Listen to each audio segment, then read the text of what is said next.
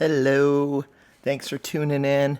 Today is Friday, September 29, 2023, and this is the first reading from my new book, which is called Life is Magic, Part 1, Listen to the Universe. This is the cover. There's the spine, and this is the back, and we'll talk about this a little bit later. But and this is the book description.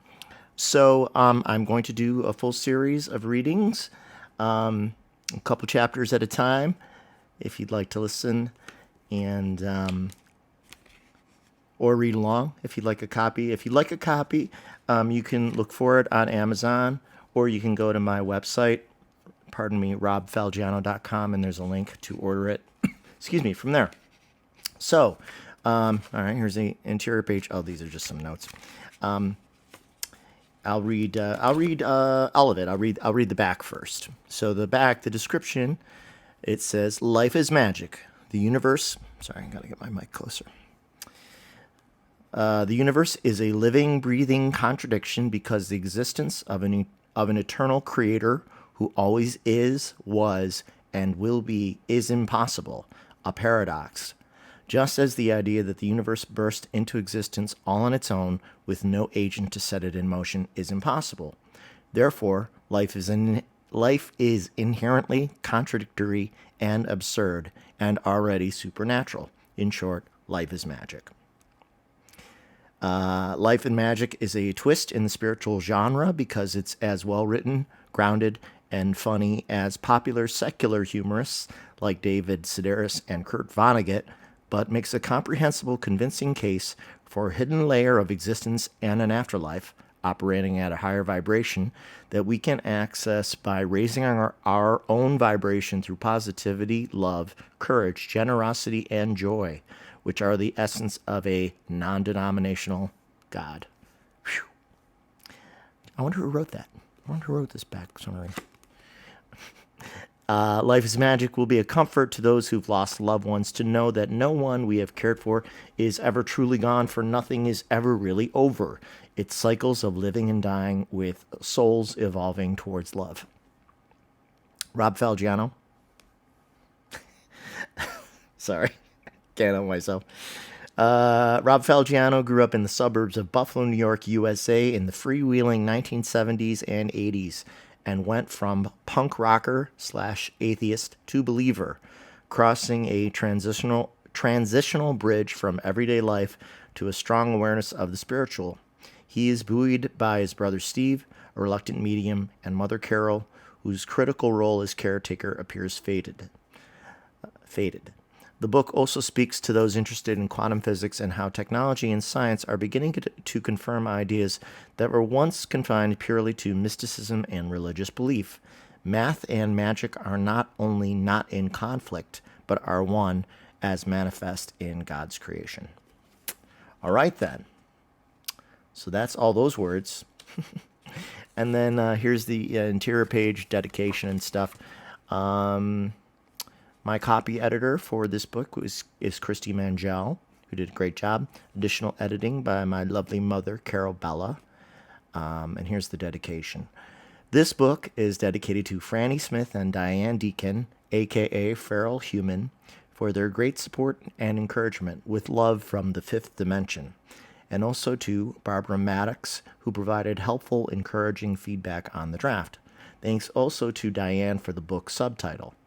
As always, massive love to the fam, without whom all this beauty would be unimaginable. That's for sure. And then there are 4 interior quotes, which I shall read to you before it begins.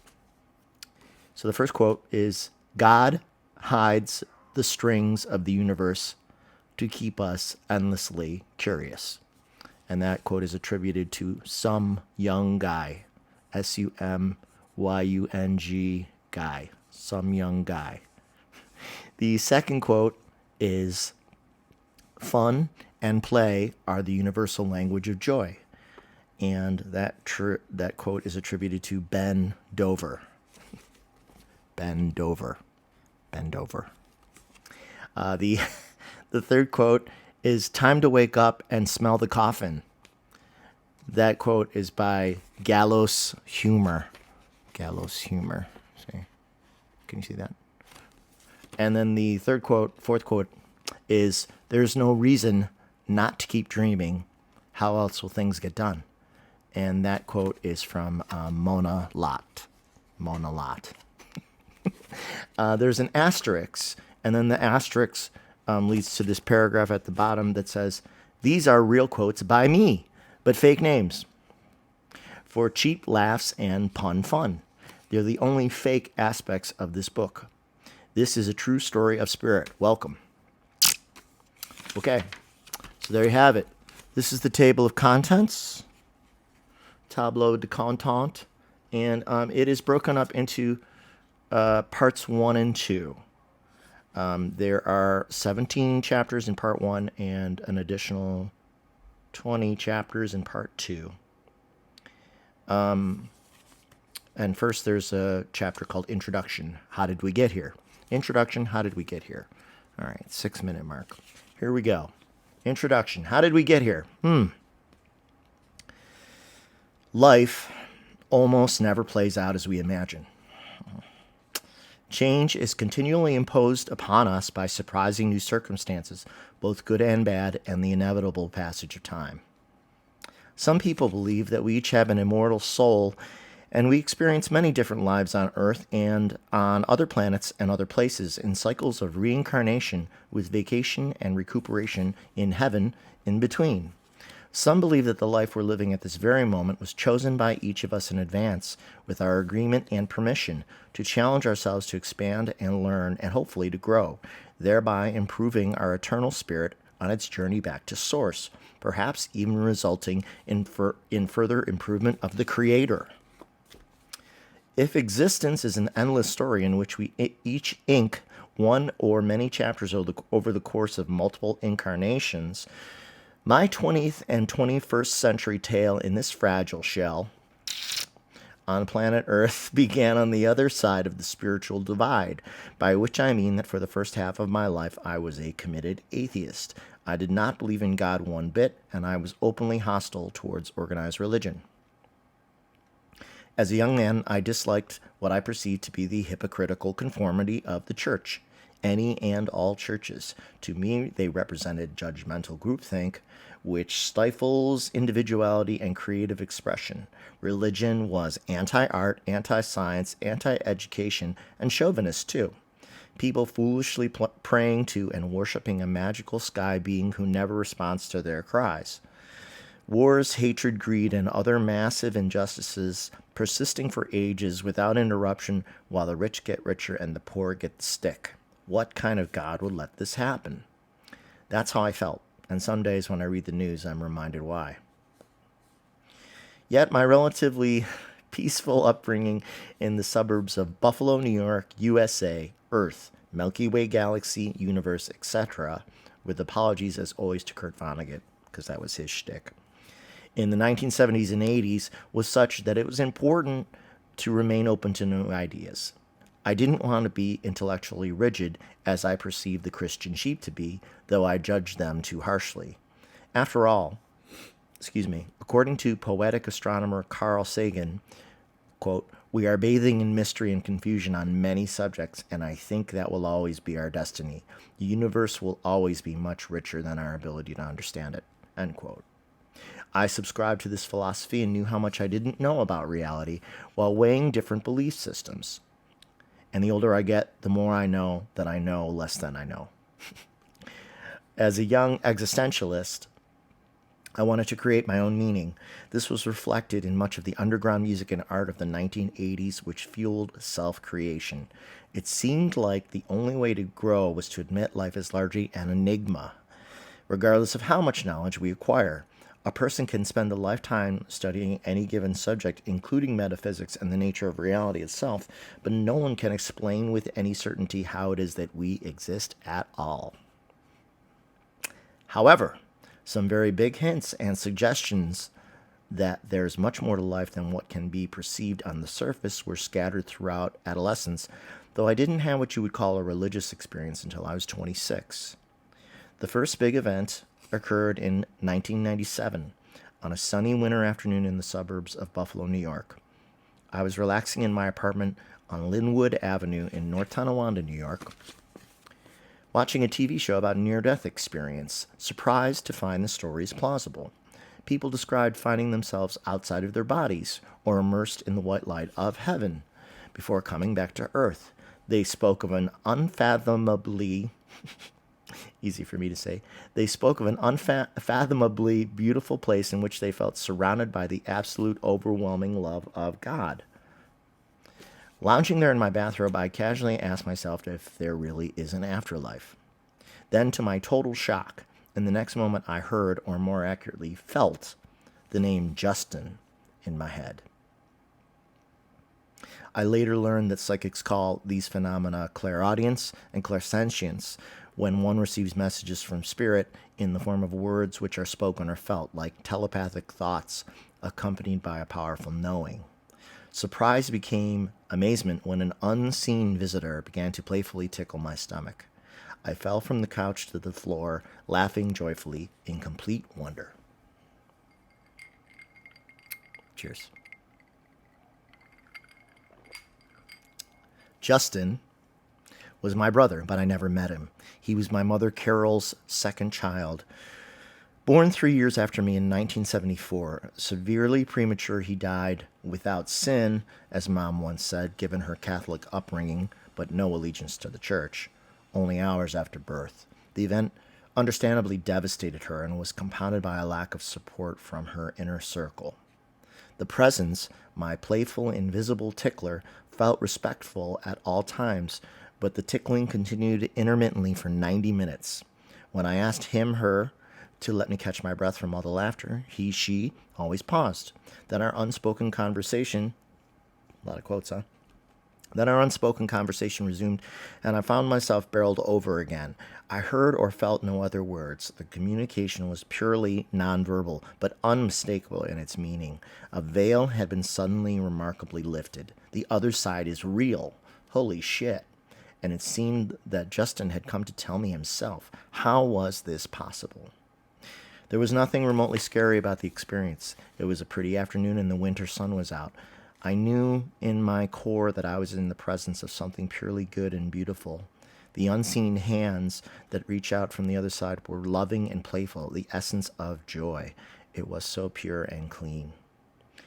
In a life of many uncertainties in which we often question our response to important personal events, the 1997 tickling experience represented absolute knowing.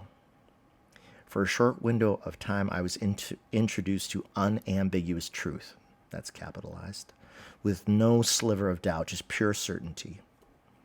It was like being momentarily omniscient. I've not had an experience of quite the same intensity and clarity since, though there have been many great magical moments which have helped to reinforce and confirm it, all of which I will joyfully share, which is the entire point of this book. Yes, it seemed impossible I could be playfully tickled by an unseen presence, yet it was real. For an atheist, actual physical evidence of a deeper reality is the most one could ask for, like scientific proof, even though I was the only witness.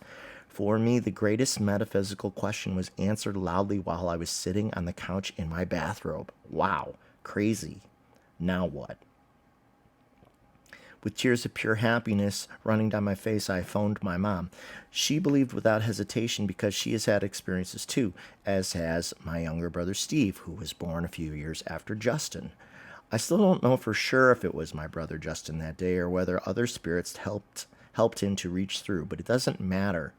An incredibly strong communication took place.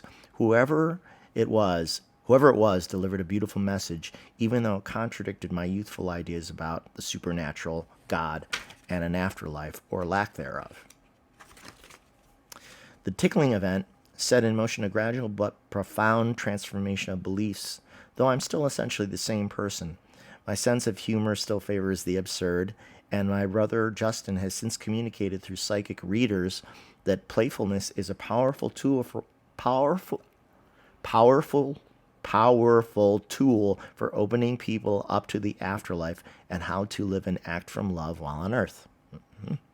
My brother Steve has also had many in-person visits from Justin over the last 20 years, as he too is highly psychic. I have no issue with anyone who doesn't believe this story, since I once was you. You might feel skeptical or even excluded. I might feel the same if our roles were flipped. You can expand your connection to spirit if you desire. I'll tell you as much as I know. I think I was meant to experience both belief systems in one lifetime for this very reason, so that I might communicate a good argument in favor of spirit while understanding why many have no belief whatsoever. I also feel we're not all meant to believe the same things at the same time. Many people never sense the other side at all and are no worse off for it, especially the humble and altruistic. I don't believe that God even minds whether we believe in his, her, its existence, nor do I believe in fearful worship. Besides, if everyone believed in and knew exactly the same things, life would be drab. We wouldn't wonder or debate, for we'd already have all the answers. We are born with free will, the most precious gift from the Creator, which is also why some of our mistakes cannot be prevented by Spirit. They try to guide us to the best result for ourselves and others, but we have to fall on our own sometimes in order to learn. There's no growth without it. Pain also teaches us more empathy if we choose to honor what we learn. Unfortunately, the clashing of varied belief systems is also what leads to conflicts. It would be nice if the diverse factions of the world could embrace peaceful coexistence and diversity of beliefs, but human history is filled with violence. Sometimes this emerges from the inevitable competition for limited resources. A world in which everyone believed the same things might be more peaceful, but would it be dynamic or would it be dull? Contradictions abound when we try to figure out what utopia might actually look like, or if it's truly desirable. Though certainly at this very difficult time in history, a lot more peace on earth could only be a good thing. Selflessness in any degree is always returned to us. The joy one experiences in giving without expectation of reward is part of enlightenment. To live in light in the moment, as one of my beloved YouTube psychics, Cindy, has often said on her video channel, Soulprint Intuitive Tarot. After watching one of her videos on the subject, I meditated on it while lying on the couch and felt the strong affirmation of its truthfulness, like a warmth traveling through my body, my head bobbing forward inadvertently in confirmation. I stared through the blinds at the beautiful blue sky and felt a kind of clear, clean knowing. That's the end of the intro chapter. Let's see. This is pretty long. I don't know. Okay, let's go for it. So, we're going to go for chapter 1. So, part 1 of the book, the first half of the book, is called Prophecies in Real Time, Family Synchronicities and Miracles, and Musings on the Nature of Reality and God. Got it? Excuse me. Chapter 1 is called Sea of Glass and Fire. Sea of Glass and Fire. Here we go. You know the old cliche, when one story ends, another begins. Or perhaps all individual stories are part of one much bigger story that never ends, and for which new chapters are always written, veering off in all directions like quantum tree branches. That would be a really long book. Infinite, probably. Either way, the absolutely finite work you're holding happens to begin almost literally where the last one concluded. I finished writing my first book, God Laughs at Dirty Jokes, in mid-2014. Wow. The bulk of it was composed over 3 successive summers with breaks in between like mental hibernation.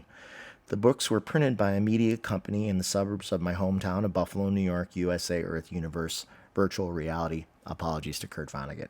I didn't realize I used the same joke twice in the first 10 pages. Damn it. Oh well. 1,000 copies of the book on thick, crisp, white stock. I picked them up in person, loading my truck directly from their warehouse on September 23rd, 2014. Oh, we're pretty close. September 29th. I carried the boxes up to my second floor apartment and wiped the sweat from my brow when I was done. That's how glamorous writing is when you're not Joel Osteen. Just send cash, Joel. Thanks. While relaxing at home that same evening, I happened to watch a DVD of the deleted scenes, 90 minutes worth, from David Lynch's 1992 movie Twin Peaks: Fire Walk with Me. I'd already seen it several times, but the deleted scenes were held back until 2014. Both the movie and the 1990s TV show upon which it's based revolve around the supernatural happenings in a small Midwestern town, so obsessive fans like myself hoped the deleted scenes would offer further insight into the underlying mythology of the show. Lynch's movies and TV shows fascinate because they often have the abstract logic and mysterious atmosphere of dreams. He digs into the human psyche and taps into unspoken fears and wishes. Tinkering around in the subconscious underground can both trouble and intrigue, perhaps because many of us humans don't fully know ourselves, and some of what we discover over time can be alarming. Lynch likes to portray characters in their full context, both their extreme lightness and darkness, like yin and yang. That's the universe we live in, literally and figuratively. Most of Lynch's stories also touch upon the epic, unending conflict between the cosmic forces of good and evil, mostly waged through human proxies. In other words, his stuff is heavy, though it's often tempered with oddball humor, which softens the impact. David Lynch is also a proponent of transcendental meditation, of which I know little and have no opinion. I speculate that he probably uses it for his art, employing a meditative state as a means of attracting abstract creative ideas. I well understand the altered creative state from writing and composing music. Spoiler alert: Twin Peaks: Fire Walk with Me is the tragic tale which precedes the events of the TV show, even though it was filmed after the series ended. It details the malevolent, demonic possession of troubled, middle-aged father Leland Palmer, portrayed by Ray Wise at full tilt, by a dark spirit named Bob, played by Frank Silva, who influences him in the incestuous abuse of his teenage daughter Laura Palmer, Cheryl Lee. Like I said, some of it is heavy. After years of abuse, Leland eventually murders Laura while possessed by Bob, all capitals B-O-B. But questions remain. Is Bob Leland's master, accomplice, or simply his enabler? Multiple characters on the show, most notably the Log Lady, played by late-great longtime Lynch collaborator Catherine Coulson, appear to have psychic abilities which enable them to perceive the grave danger to Laura and the larger supernatural forces at play in the town. Some try to warn and protect Laura before Leland strikes, but to no avail. Another character in the show with an apparent knowledge of the overarching spiritual war is Major Garland Briggs, played by Don Davis. Briggs assists FBI agent Dale Cooper, the lead character, played by Kyle MacLachlan, in his quest to solve Laura's murder. Still with me here? Throughout the run of the show, in his spare time at home, Major Briggs reads aloud from the Bible, accompanied by his supportive, kind wife Betty, Charlotte Stewart. As a military man, Briggs is disciplined and firm, but also thoughtful and empathetic. He's religious, but it's Briggs's moral compass which truly guides him. In one deleted scene from Fire Walk with Me, which I watched on the evening that I picked up all 1,000 copies of my first book, Briggs again reads to his wife in their living room. As I'm unfamiliar with much of the Bible, I wasn't paying close attention to the passage. Then I heard something about a sea of glass and fire. I immediately rewound the scene. Briggs reads from the book of Revelations, when evil is said to be ultimately defeated on earth by angels playing beautiful music on celestial harps. Here's the quote from Revelations. And I saw, as it were, a sea of glass mingled with fire, and them that had gotten victory over the beast, and over his image, and over his mark, and over the number of his name, stand on the sea of glass, having the harps of God. The passage resonated because of an intense, detailed dream I'd had when I was almost finished writing the first book. It was the same It was the same night that Mom informed my brother Steve and I that she was about to have surgery for early stage breast cancer. In my dream, people were forced to participate in dangerous life or death games for amusement. Both Mom and I were contestants. We watched as a senile older couple arranged objects on a large field like a jigsaw puzzle. They failed in their task. The platform on which they worked was rigged and flipped upside down, ejecting them 10 stories below where it was crushed by a mountain of debris. It was terrible. Mom was the next involuntary contestant. She stood before an enormous grid of glass sheets, filling a kind of football field. Many of them were perfectly rectangular, like shop windows. Her task was to find and eject the large, heavy, deadly sharp broken pieces among the pile, discarding the dangerous trash, as it were, leaving only the intact panes. I watched my 5'0" mother run into the grid and toss aside person-sized fragments as she advanced. As I looked at her face, she was smiling. A life-threatening situation which would frighten many people into paralysis was instead a challenge she had to conquer in order to survive. That's when the dream ended. Oh boy. All right. A few weeks later, on the afternoon of Mom's successful breast cancer surgery, I told her about the dream while she rested in a hospital bed. She was still dopey from the anesthetic. I told her how moved I was by her apparent joy in the face of the deadly task. With a look of glazed wonder upon her face, she said, "Oh my God, that's life." She doesn't remember saying this, by the way. She was still out of it. Yes, the dangerous game is life. To face it bravely with joy in the face of tough odds is the lesson. Mom's surgery and my dream of the field of glass became the basis for the final chapter of God Laughs at Dirty Jokes. It hadn't and couldn't have been planned, but that's how it unfurled. I knew nothing about the passage in the Bible at the time, and Christianity isn't the basis for any of my spiritual beliefs.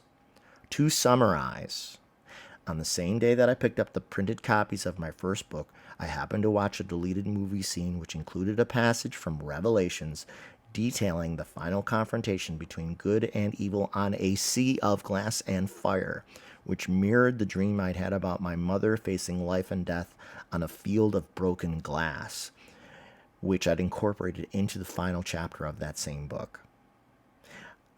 In both Revelations and my dream, the good guys won and justice prevailed. Both the angelic troops and my mom found their footing on the dangerous and seemingly final battlefield. How could this be a coincidence? The more accurate description is synchronicity. The next day I wrote Mom an email about the passage in Revelations. Quote, "A victory on a sea of broken glass is like you in my dream tossing aside the sheets of glass in the field. The final chapter in my book. Holy crapola. Did you have any idea about that passage in Revelations? I didn't. That's crazy. By the way, the books," meaning God Laughs at Dirty Jokes, "look friggin' beautiful. They are perfect." And then I put a couple smiley faces in there. I don't know if you can see. Mom wrote back, "Wow, what does this mean, really? I never heard the passage from Revelations, but it is something we both are involved in. You dreamt it without knowing it, so that is totally exalting, for lack of a better word. What it says about me is that I kicked the devil's ass," Mom continued. "I think that is just how my life has been. Seriously, it brought tears to my eyes, and I intend to read the Bible verse. This is great for your next book. Wonderful for sure. Touched my heart. Kisses." I wrote back, "Yeah, it seems kind of big. If I went for a literal interpretation, then it would sound self-serving. Revelations is the last book of the New Testament, chronicling the end of this world. Well, actually, what I guess it says is it's when heaven descends on top of and replaces this reality. Death ends and earth is rechristened. I don't think they know whether this is a literal or figurative replacement of this corrupted world, though most people seem to feel it's literal. The standoff between the humble believers and those who follow the beast, meaning the devil, but also the lowest form of indulgence to our basic animal instincts and selfishness, comes to a head, and those who serve greed, fame, power die in the sea of fire? Question mark. Then I continue writing to her. The only ones left are the meek, those who serve the Lamb of innocence. I find it fascinating that the passage has the angels holding harps because I connote the sound of music as akin to the vibrations of the universe, the strings of the instrument which makes life possible. The strings resonate and we sit upon them like notes of a song. My true goal for the book, God Laughs, my first book, are unhumble. I would love to change the world, but I'll sit back and let it unfold or not because it's not really up to me. If the world is indeed meant to change and improve, then I get it. I guess it has to have advocates. Things will either happen or they won't. Either way, definitely very cool. Love ya. Mom replied, I just told Steve, my brother, about this as we were on our way home. It blew him away. He liked the word exalted too. We don't know what it means, but these are feel-good moments, perhaps acknowledging that we are on our own life's personal path. We get to see the coincidences because we're open to that reality. I really don't want to explain it or try to have people understand. I may tell a friend, but that's it. As Dr. Wayne Dyer says, don't ever tell the tribe that you are not a member. If you try to convince the world, it will kill you. It will kill you one way or another. Perhaps by example we can help. Kissy. And that's the end of her quote to me. Not long after the dream, I had a psychic reading with a local medium named Teresa Johnson, who suggested that dreams are the way in which I'm most connected to spirit. Dreams are your thing, she said, with much more on that later. Teresa also told me, with the assistance of a spirit guide, I would write further about both spirit and dreams as I am now. This would be my way of teaching others about this form of deeper connectivity. I wasn't sure if I believed her at the time, but I've come around. Now, speaking of Teresa Johnson, this is not in the book. I'm going to do an interview with her on her Facebook Live channel on Sunday, October 8th. I will put more information about that up either on my community page or with a short video here on YouTube. But the afternoon of Sunday, October 8th, Teresa Johnson, who gave me a psychic reading related to this book and has read the book now, will interview me live, and I assume people can ask questions if they want to tune in. So more info on that to come. All right. So, at minimum, regarding the dream and the Bible passage, I note the resonance and see it as a signpost of being on the right path, as Mom said. Perhaps all episodes of synchronicity like this are reminders that life isn't random or meaningless, but in fact somewhat fated, though inevitably mysterious. If God is the light and every sun in the universe is another flame, then God is also fire. A sea of glass could be formed from volcanic activity as when magma bursts from a vent, chilling the material to a glass rather than allowing it to crystallize. Glass is an intermediate state between the close-packed, highly ordered array of a crystal and the highly disordered form of gas. Volcanoes firing off into the ocean as we play the harps upon the fiery, glassy sea definitely sounds apocalyptic, but it's God's fire which purifies and protects us, like the pure white light which psychics evoke when connecting with spirit. When we play the harps on the sea of glass and fire, we play with the conviction of divinity. God's flaming sword of truth pierces the crown of lies. Then there's a chapter division here. This chapter is not over. It has about 7 more pages, which I'm going to save for installment 2, and then continue into chapter 2. So this is where we end tonight. Thank you so much for tuning in. Once more, if you'd like to pick up Life is Magic, you can go to my website, robfalgiano.com, for the link, or go right to Amazon. Eventually, there will be a Kindle copy of it, a digital copy, but for now, it's just soft cover. And if you don't feel you can afford a book, or you're not sure if you would like to purchase it yet, that's certainly okay. You're more than welcome to listen to these free readings, and thank you for doing so. So, if you enjoyed this video and you want to maybe introduce my writing to other people. Please do share, comment, like, subscribe, blah, blah, blah, blah, blah. All the stuff that they tell you to tell people that I always forget to do. And I'll see you next time. Thank you very much. Have a great weekend. Bye.